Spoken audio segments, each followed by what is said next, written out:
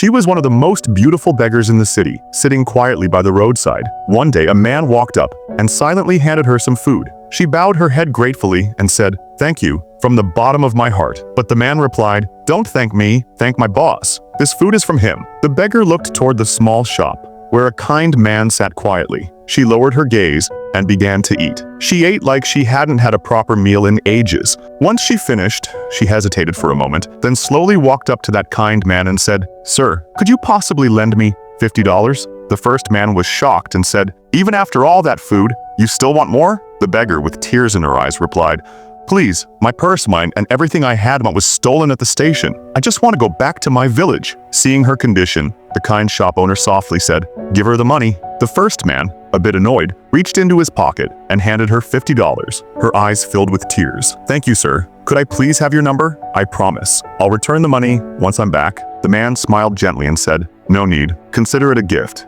Just take care of yourself." She nodded, her eyes still wet, and ran off into the crowd. But just then, the first man followed her and quietly slipped a note into her hand. "I don't trust you. This is my boss's number. If you ever come back, return the money to him." She folded the note and disappeared into the crowd. A few days later, that same shop owner was forced to mortgage his tiny store to pay for his mother's surgery. He needed money more than ever. Years passed. The same beggar returned, but now she was different. The first man saw her and stopped her. She softly asked, "Do you know where the owner of this shop is?" The man looked at her suspiciously and asked, "Who are you, and why are you looking for him?" She smiled gently and said, "I'm the same beggar, the one you gave food and money to years ago. I've come back to keep my promise." The man replied, "He sold the shop. He couldn't afford his mother's heart surgery. Now he lives in his family's old house nearby." Somehow, getting by, she went there and saw the same kind man, now defeated by life and his own body. Her eyes filled with tears. "Sir," she said softly. He replied in a calm voice. "Why did you come back?" she said tenderly.